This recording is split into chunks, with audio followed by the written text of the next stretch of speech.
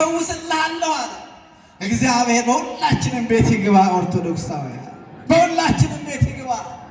ምክንያቱም ኦርቶዶክሳውያን በብዙዎቻችን ቤት ብዙ የጎደለ ነገር አለ። በብዙዎቻችን ቤት ህመምተኞች አሉ። እግዚአብሔር ሲመጣ አዎ የጎደለው ሙሉ ይሆናል። እግዚአብሔር ወደ ቤታችን ሲገባ ህመምተኞች ይፈወሳሉ።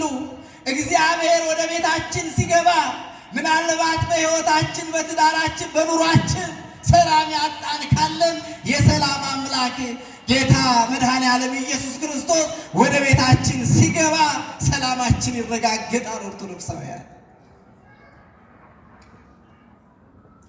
እኔ ወደ ቤት መጥቼ ፈውሰዋለሁ አለው። ነገር ግን የሚገርመው ነገር ይህ መቶ አለቃ ምን አለ መሰላችሁ? ከኔ ቤት ጣራ በታች ትገባ ዘንድ አይገባኝም። እንዴት ያለ ትሕትና ነው! እንዴት ያለ አቀራረብ ነው! ኦርቶዶክሳውያን ይህ ሰው ባለስልጣን ነው። ይህ ሰው መሪ ነው። ብዙ ተከታዮች አሉት ነው። መቶ አለቃ ነው። ባለ ወታደር ነው። ራሱን ዝቅ አደረገ። ኦርቶዶክሳውያን በስልጣናችን ማዳን አንችል፣ መፈወስ አንችል። በሀብታችን በገንዘባችን ባለስልጣን ብንሆን፣ ባለጸጋ ብንሆን፣ ባለዝና ብንሆን፣ ታዋቂዎች ብንሆን ማዳን አንችልም። ማዳን የሚችለው ማን ነው? እግዚአብሔር ብቻ ነው። ይህንን ያወቀ የተረዳ ይህ መቶ አለቃ በትሕትና ሆኖ ቀረበ። እኔ ኃጢአተኛ ነኝ፣ በደለኛ ነኝ አለ። አንተን ማስተናገድ አልችልም። በኃጢአት የወደቅኩ ነኝ፣ በኃጢአት የረከስኩ ነኝ። አንተን ማስተናገድ የሚችል መልካም ስብዕና የለኝም አለ። እስኪ ከዚህ ከመቶ አለቃው ሰው ጋር የእኛን ሕይወት ማነጻጸር ያስፈልጋል። ኦርቶዶክሳውያን ዛሬ እግዚአብሔር ወደ እኛ ቤት ቢመጣ ማስተናገድ እንችላለን ወይ? ኦርቶዶክሳውያን የእኛ ልብ በንጽህና በቅድስና ሆኖ አዎ ሕጉን ትእዛዙን ጠብቀን በአባቶቻችን ምክር ተጉዘን ንስሐ ገብተን ቀኖናችንን ፈጽመን በቤቱ ተመላልሰን ከኃጢአት ርቀን ክቡር ሥጋውን ክቡር ደሙን ተቀብለን ተዘጋጅተን እርሱን ማስተናገድ የሚችል ሰው አለ ወይ? ከኛ መካከል ማን ነው ጌታን ማስተናገድ የሚችለው? የማን ነው ልብ ንጹሕ? ማን ነው ከምቀኝነት የራቀው? ማን ነው ከቅናት የራቀው? ማን ነው ከዘረኝነት ነፃ የሆነው? ማን ነው የማይዋሸው? ማን ነው የማይበድለው? ስለዚህ ወደ እኛ ሕይወት ቢመጣ አዎ እንዴት ነው ማስተናገድ የምንችለው? አምላካችን እግዚአብሔር የሁላችንንም ሕይወት ያስተካክልልን፣ ሕይወታችንን ያስተካክልልን። አሜን አትሉ? አዎ እርሱ ካልረዳን፣ እርሱ ካላገዘን እኛ ምንም ማድረግ አንችልም። ኦርቶዶክሳውያን አዎ ግሩም ነገር ነው። ከዚያም በኋላ ምን አለው መሰላችሁ? መቶ አለቃው ከኔ ጋር ናችሁ? እየሰማችሁኝ ነው? ምን አለው መሰላችሁ? አንተ ቃል ብቻ ተናገር እንጂ ልጄ ይፈወሳል አለ። ቃል ብቻ ተናገር እንጂ ልጄ ምን ይላል? ይፈወሳል አለ። እንኳን አንተ እኔ የማዛቸው አሉ። አንዱን ውጣ ብለው ይወጣል፣ አንዱን ግባ ብለው ይገባል፣ ይታዘዙልኛል። አንተማ ሁሉን ማድረግ የምትችል ስለዚህ መሄድ አይጠበቅብህም። ቃል ብቻ ተናገር እንጂ ልጄ ምን ይላል? ይፈወሳል አለ። እንዲህ አይነት እምነት ያስፈልጋል ኦርቶዶክሳውያን። እንዲህ ሆኖ አምኖ መቅረብ ያስፈልጋል። በዚህ የተሰበሰብን ሁላችን የየራሳችን ጥያቄ አለ፣ የጋራም ጥያቄ አለን።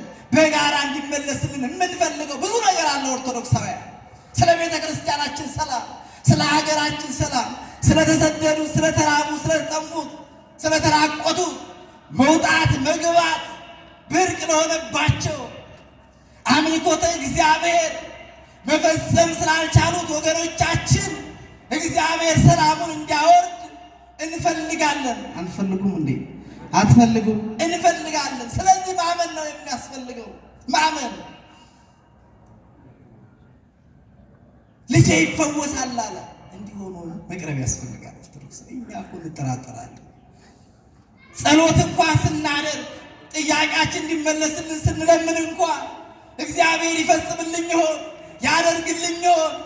የጠየቅኩትን ይሰማኝ ይሆን? ስለቴ ከተሰማ ብለን በጥርጥር ላይ አንጠልጥለን እንሄዳለን ሀሳባችንን። ለምን እንደዚህ እናደርጋለን? እግዚአብሔር ይፈውሰኛል፣ እግዚአብሔር ያድነኛል፣ ፈዋሽ ነው እሱ ብለን ማመን ያስፈልጋል። ከዛን ጌታችን መድኃኒታችን ኢየሱስ ክርስቶስ ምን አለው? እንዲህ ያለ እምነት በየት አላገኘሁም አለ? በእስራኤልም አላገኘሁም አለ። እንዲህ ያለ እምነት አላገኘሁም አለ። ከእኛስ ፍጹም እምነት እግዚአብሔር ያገኝብን ይሆን? ኦርቶዶክስ ስለዚህ አላገኘሁም፣ እንዳመንክ ይሁንልህ ይደረግልህ አለው። በዛ ቅጽበት ሽባ ሆኖ በጸና የታመመው ልጁ ተፈወሰለት ነው የሚለው። አዎ እግዚአብሔር ይመስገን። ኦርቶዶክሳውያን ተፈወሰለት፣ ዳነለት።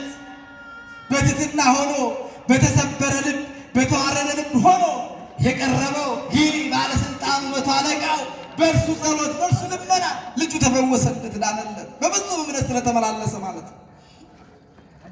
ይህንን ነው ቅዱስ ያሬድ እያነሳ በዛሬው ዕለት የጌታችን የመድኃኒታችን የኢየሱስ ክርስቶስን ፈዋሽነቱን አዳኝነቱን በእርሱ ብዙዎች እንደተፈወሱ እንደዳኑ የተረከልን። ይህንን ነው ኦርቶዶክሳውያን። አዎ በመጽሐፍ ቅዱስ ብዙ የተዘረዘሩ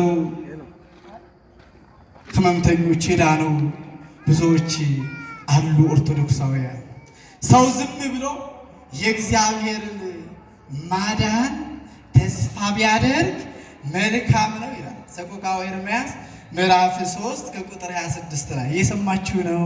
ከቃሉ ጋር ናችሁ? ወንዶች ዝም አላችሁ? እየሰማችሁ ነው? አሁን ሰው ዝም ብሏል። ዝም ብሎ የእግዚአብሔርን የማዳኑን ተስፋ ቢያደርግ መልካም ነው አለ። ሰው ዝም ብሎ የእግዚአብሔርን ማዳን ተስፋ ቢያደርግ ምንድን ነው አለ? ንገሩኝ። መልካም ነው አለ። ምን ማለት ነው? ሰው ዝም ብሎ ማለት ምን ማለት ነው? ኦርቶዶክሳውያን ዝም ብሎ እግዚአብሔርን ማዳን ተስፋ ቢያደርግ መልካም ነው።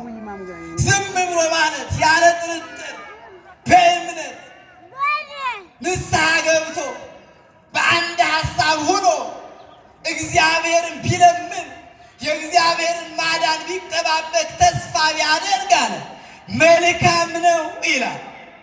በዚህ በማርቆስ ወንጌል ምዕራፍ 5 ከቁጥር 25 ላይ አንድ ታሪክ አለ። ጌታችን መድኃኒታችን ኢየሱስ ክርስቶስ ያደረገው ድንቅ ተአምር አለ። ሁልጊዜ ሲተረክ የምትሰሙ አንዲት ሴት ነበረች፣ ባለጸጋ የነበረች ሀብት ያላት ንብረት ያላት የገንዘብ ችግር የሌለባት አንዲት ሴት ነበረች ይላል። ይህች ሴት ግን ሀብት አላት ንብረት አላት እንጂ ጤና የላትም። ምን የላትም? ጤና የላትም። ኦርቶዶክሳውያን ባለ ሀብቶች ከምንሆን ባለጸጎች ከምንሆን አዎ ጤና ቢኖረን ይሻላል አይሻልም? ጤና ከማጣት አይሻልም? ኦርቶዶክሳውያን ብዙ ባለጸጎች አሉ በሀገራችን፣ ብዙ ባለ ሀብቶች አሉ ገንዘብ የተረፋቸው፣ ገንዘባቸውን እንኳን መቁጠር የተሳናቸው ብዙ ባለ ሀብቶች አሉ። ነገር ግን በጤና ምክንያት አዎ ጨው የገባበት ምግብ እንኳን የማይመገቡ ብዙዎች አሉ። ጮማ ከበላህ ትሞታለህ ተብለው ተነግሯቸው በቤታቸው ሰራተኞቻቸው ጮማ እየቆረጡ የወይን ጠጅ እየጨለጡ እያዩ የበይ ተመልካች ሆነው ደረቅ እንጀራ የሚበሉ ሀብታቸውን የማይጠቀሙ በጤና ምክንያት ብዙዎች አሉ። አምላካችን እግዚአብሔር ጤናውን ለሁላችን የሚያድለ ጤናውን ያድለ። ይህች ሴት ሀብት አላት፣ ገንዘብ አላት፣ ነገር ግን ምን የላትም አልኳችሁ? ጤና የላትም። በሰው ዘንድ ትገፋ ነበረ፣ ትጠላ ነበረ፣ ማንም አያስጠጋትም ነበረ። ይገርማል። ባለሀብት ነው ማን ይጠራዋል? ባለጸጋ ነው ማን ይጠራዋል? ብዙ ሰው ይሰበሰባል፣ ብዙ ሰው ይቀርበዋል፣ ብዙ ሰው ይከተለዋል እንጂ ይህች ሴት ግን ማንም አይቀርባትም፣ ማንም አይከተላትም። ትገፋለች።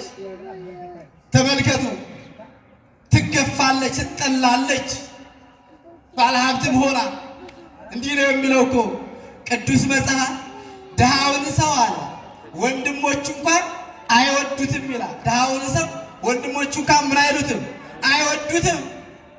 ምሳሌ 19 ከቁጥር 6 ጀምራችሁ አንብቡ። ድሃውን ሰው ወንድሞቹ እንኳን አይወዱትም። የእናት ልጅ እንኳን አይወደውም ድሃው። ባለሀብቱን ግን ሁሉ ይከተለዋል። የዚህ ሴት ግን የተለየ ነው። ኦርቶዶክሳውያን ደዌዋ በሽታዋ ሰዎችን አያስጠጋም ነበረ፣ አያስቀርብም ነበረ። ስለዚህ ሰዎች አይጠጓትም ነበር። በገንዘቧ ኃይል በገንዘቧ